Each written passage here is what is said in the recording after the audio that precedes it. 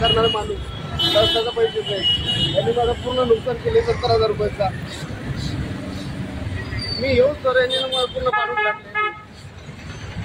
सांगितलं नाही, नोटीस नाही, काय नाही. मालकाला सुद्धा नोटीस नाही, कोणालाच नोटीस नाही आहे.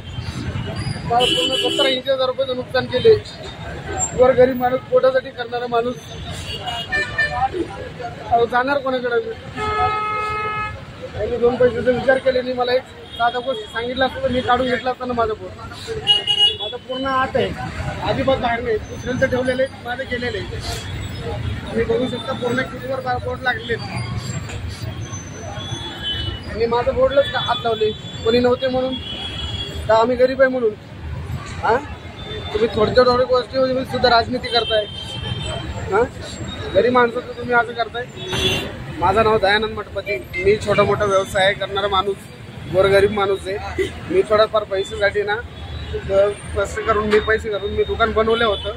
भाडं आहे, मला सगळं आहे. मालकाचं परमिशन घेऊन मी बोर्ड लावलेला आहे.